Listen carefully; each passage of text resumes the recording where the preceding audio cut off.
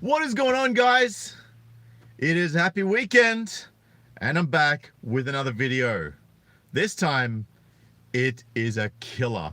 Now, you know how feminists are always talking about how they want to stamp out domestic violence? Well, you know what, feminists? I'm on your side. I want domestic violence to end as well. And, you know, I even want it to end against women, which is why I'm so passionate about sharing this story with all of you. Oh man, you can't even read about this stuff. How a bitter divorce battle on Earth led to claims of a crime in space. Oh, sounds sinister. Summer Warden, a former Air Force intelligence officer living in Kansas, has been in the midst of a bitter separation and parenting dispute for much of the past year. Tell me more. So she was surprised when she noticed that her estranged spouse still seemed to know things about her spending. Had she bought a car? How could she afford that? Ms. Warden put her intelligence background to work, asking her bank about the location of computers that had recently accessed her bank account. Using her login credentials, the bank got back to her with an answer. One of those locations was a computer registered to the National Aeronautics and Space Administration. What is NASA doing prying on this poor woman's bank accounts? That is disgraceful. I think there's something more to that. I'm going to do some digging. Got my shovel ready. Ms. Warden's spouse, Anne McLean. So it was a lesbian couple. Oh, wait. If it's a lesbian couple, lesbians are women. So if one of those women is being abused, then that means they're being abused by another woman. Feminists, you need to stand up against this abusive woman for the sake of the poor victim, because you have to believe the victim. Man, this was really mind-fucking you feminists right now, isn't it? You're like, but have to believe women, but have to, mind blown. Ms. Warden's spouse, Anne McLean, was a decorated NASA astronaut on a 6-month mission aboard the International Space Station. She was about to be part of NASA's first all-female spacewalk, but the couple's domestic troubles on Earth, it seemed, had extended into outer space. Ms. McLean acknowledged that she had accessed the bank account from space. So she's gone up into space for 6 months to do NASA work, and she's too busy scouring through the bank accounts of her ex to try and control her ex. See, this is the real manipulation that women get up to, right?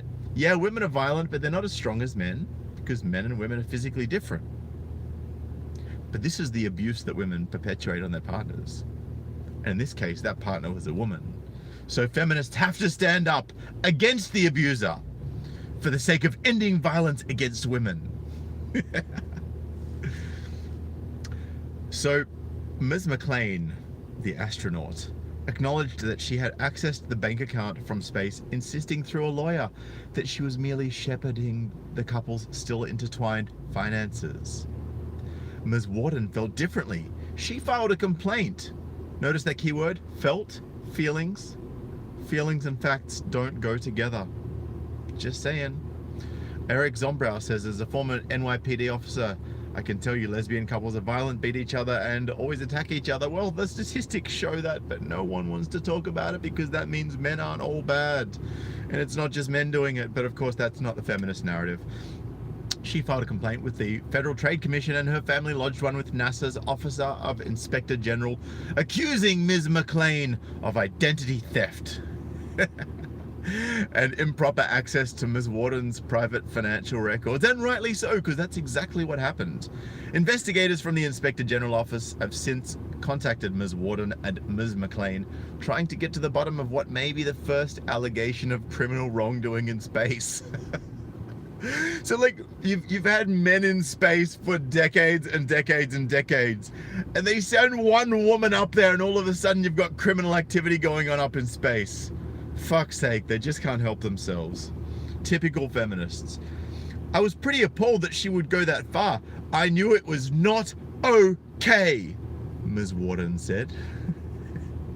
The 5 space agencies involved in the space station from the United States, Russia, Japan, Europe, and Canada have long established procedures to handle any jurisdictional questions that arise when astronauts of various nations are orbiting Earth together.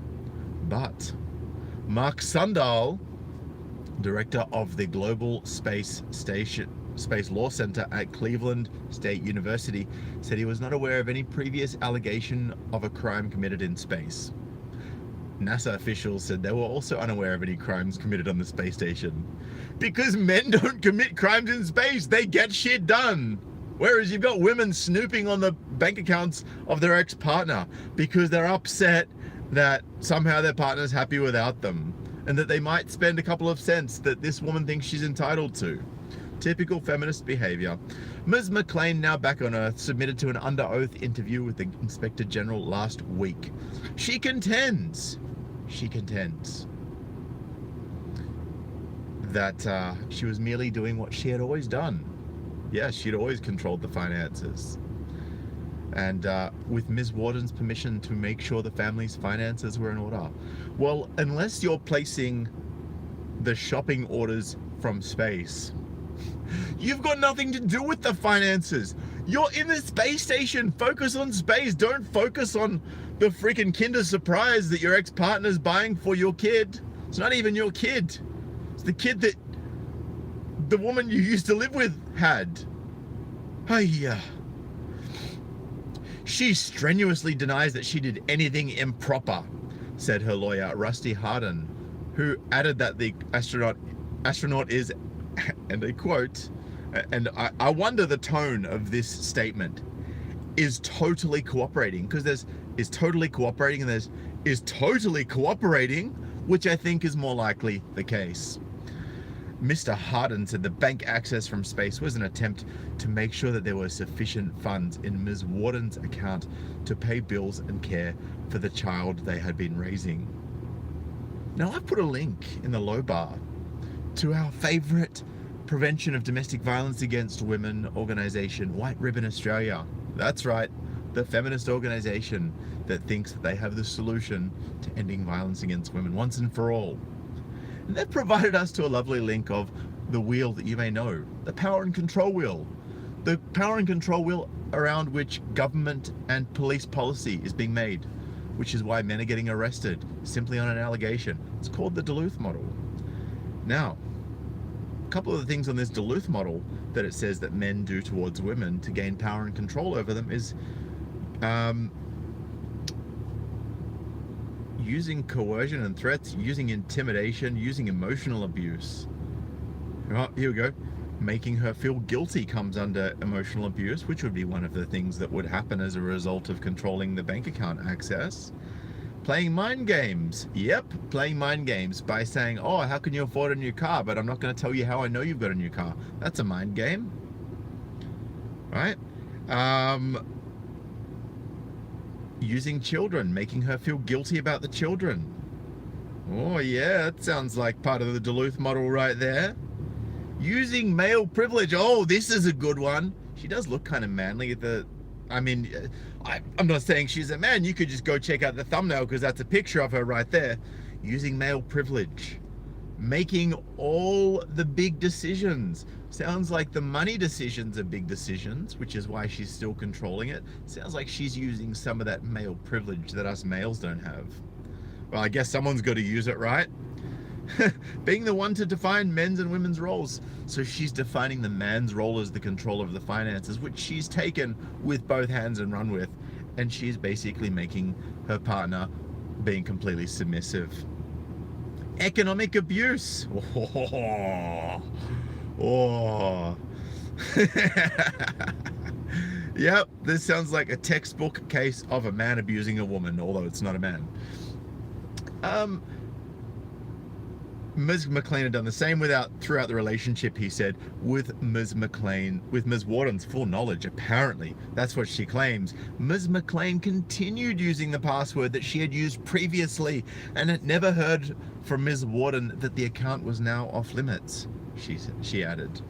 He added. He being the lawyer of the feminist in space. A complaint involving bank access from the space station is just one of a number of complex legal issues that have emerged in the age of routine space travel. Issues that are expected to grow with the onset of space tourism and more women going to space. And Godbotherer says, economic abuse is what women in Australia use. If you tell your woman not to spend the credit card on shoes she will never wear, men can get charged for it now.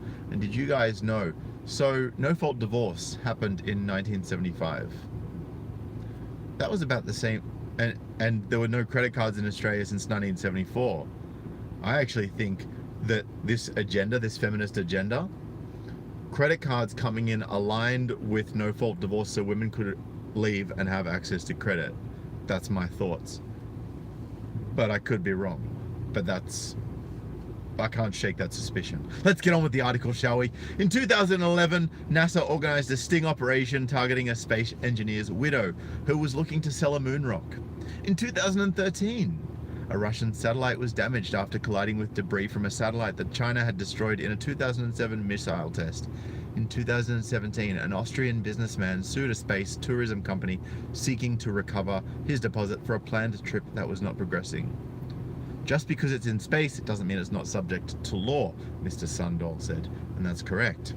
One potential issue that could arise with any criminal case or lawsuit over extraterrestrial bank communications, Mr. Sundahl said, is discovery. NASA officials would be very wary of opening up highly sensitive computer networks to examination by lawyers, for example, and understandably so. But those sorts of legal questions, he said, are going to be inevitable as people spend more and more time in space. The couple's dispute revolved largely around Ms. Warden's son, who was born about a year before the two met. Ms. Warden, who had previously worked at the National Security Agency, resisted allowing Ms. McLean to adopt the child, even after they were married at the end of 2014. So basically what's happening here, Ms. McLean, the feminist astronaut, wanted to legally adopt the child that already belonged to Ms. Warden, presumably to gain power and control over her. Again, refer to the Duluth model in the link below from our friends over at White Ribbon who don't give a shit about men. In early 2018, while the couple was still married, Ms. McLean went to a local court in the Houston area to ask a judge to grant her shared parenting rights and the and I quote, the exclusive right to designate the primary residence of the child. So Ms. McLean wanted to get not only shared parenting rights, but also have sole decision making over where the child of someone that isn't her lives. So she's basically trying to control someone else's biological child. Let's go back to the Duluth wheel, shall we? Let's just have a look at this. Let's refer back to that to see if that's abuse. Using children. Threatening to take the children away. Oh, that's in the power and control wheel, the Duluth model. The one that forms police policy, which is why men get arrested for nothing. Making her feel guilty about the children. Using visitation to harass her, which is exactly what would happen if she got sole discretion over where the child that isn't even hers lives. And yeah, that would also be emotional abuse by playing mind games and making her feel bad about herself. Yeah, that all seems like that checks out. Let me get back to the article though, shall I? Because we can't keep going back to this Duluth model all day, or can we? So she wanted to ask a judge to grant her shared parenting rights and the exclusive right to designate the primary residence of the child if the parties could not reach a mutual agreement, according to records. So basically, this feminist astronaut wanted to create a situation whereby if the mother of the child that she was living with didn't agree with her on where that child should live with her mother, then this feminist astronaut would basically be like, oh, well, I don't agree with you about where you want to have your child, so therefore I get to take your child and decide where she gets to live so that I can control you with your own child. Hey. She contended, that's Ms. McLean, the feminist astronaut, she contended that Ms. Warden had an explosive temper and was making poor financial decisions. Wait, so would that be putting her down and making her feel bad about herself, using emotional abuse under the Duluth model? Sounds like it. You can't make this shit up, guys. Seriously. So apparently the feminist astronaut thinks that Ms. Warden has an explosive temper and was making poor financial decisions, which is why she was controlling her and not allowing her to basically be free. This just sounds like a shit show. And she wanted the court to legally validate my established and deep parental relationship with the young boy. So she wanted the court to give her control over a child that wasn't even hers. Around the same time, Ms. McLean, the feminist astronaut, apparently posted official NASA photos, now deleted, on her Twitter account, showing herself in her astronaut suit, smiling alongside Ms. Warden's son. The hardest part about training for space is the 4-year-old I have to leave every time I walk out the door, she wrote at the time. Okay, well, don't be an astronaut then. Just go do something else. Oh, that's right. You want to be an astronaut. You want to be the first woman to do an all-female spacewalk because you need the validation and you need to have your name out there. I'm just saying. The social media attention aggravated Ms. Warden further, you know, the mother of the child, as she did not want Ms. McLean to claim to be the mother of the child. Later in 2018, Ms. Warden filed for divorce. Well, we knew it was 100% chance of a woman filing for divorce in this relationship because they're both women. Something Ms. Warden denies and says she believes was part of Ms. McLean's bid to get control of the child. The assault case was later dismissed. Sounds like two feminists trying to use the Duluth model on each other. What a twisted web we weave, ladies. A few months later, after Ms. McLean launched to the space station, their dispute continued to escalate. Ms. Warden noticed the bank issue, and when word of her concerns reached NASA officials, they immediately raised the issue with Ms. McLean, who fired off an email to Ms. Warden. They specifically mentioned threatening emails from orbit and accessing bank accounts. Not sure where that info comes from, Ms. McLean wrote in an email to Ms. Warden. Well, actually you are sure. You're sure that it came from your ex-spouse because your ex-spouse didn't want you controlling her anymore. That's what happened. Honk honk. Despite the turmoil, Ms. McLean portrayed no outward signs of trouble on the space station, because she was hiding the fact that she was doing the wrong thing and didn't want to take accountability for any of her actions. And I think that deserves a thumbs up on this video. Despite the turmoil, no outward signs of trouble on the space station. The Spokane, I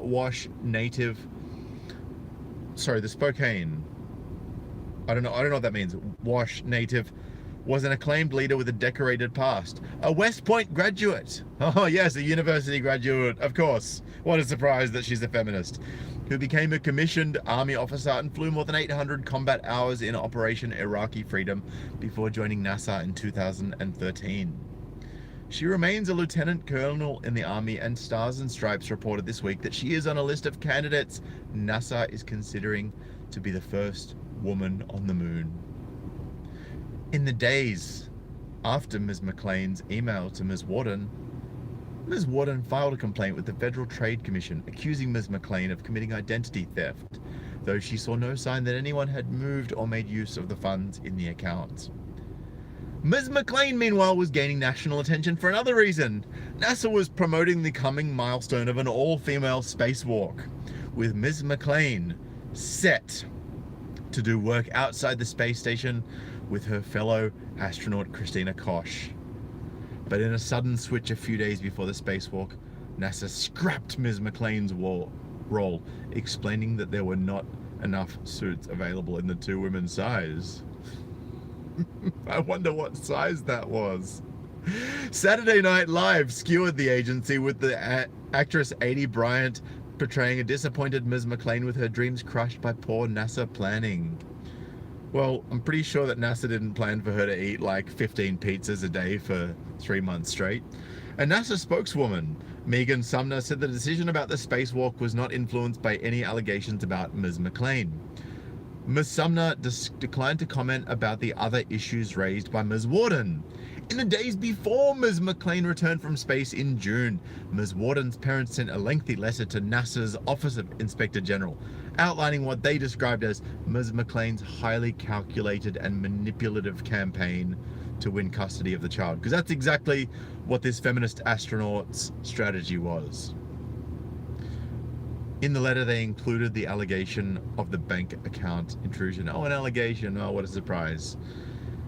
In recent days, Michael Matea, an investigator specializing in criminal cases with NASA's Office of Inspector General, and another official have been exploring the issue, and said Ms. Warden and her mother, Mr. Matea, declined to comment, as did a spokeswoman. The Trade Commission has not responded to the identity theft report, Ms. Warden said.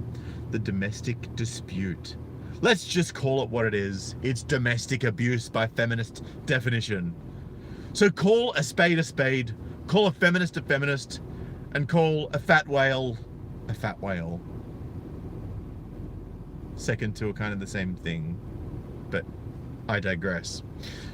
The domestic dispute in space may be the first such investigation, but it is unlikely that it will be the last, yes, especially if you keep sending women into space.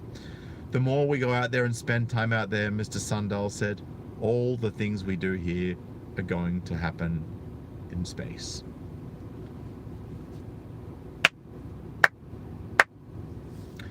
I love how these worlds just collide. Men aren't even safe from women in space anymore. And look, guys, I know that I get a lot of hate, like, oh, you hate women. No, I don't hate women. I actually really love women, but, you know, I also understand women, which is why I talk about what goes on.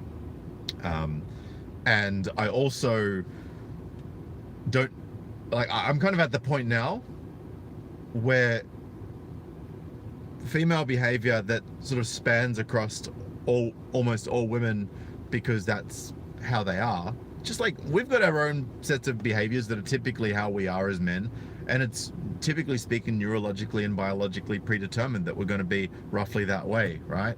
So on aggregate, we're likely to be more aggressive, physically speaking, if we are challenged. And you know, females have got their own traits. I'm not even mad about it anymore. This is just how it is, and we've got to stop getting angry and start getting smart.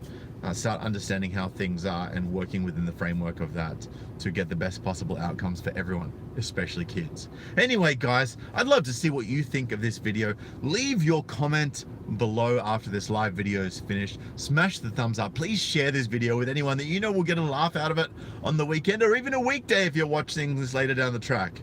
And if you do want to donate, you know what to do. PayPal, crypto, subscribe star, all the links are below. I'm not going to go on about that, but I appreciate you guys. If you could share this video and just get the word out there, share it on social media, just send it via WhatsApp, text, whatever. However you want to get this video to other people, it's much appreciated. It does help to get some coverage. So I appreciate all you guys. I look forward to catching you guys very, very soon, and I'll see you in the next video. Peace.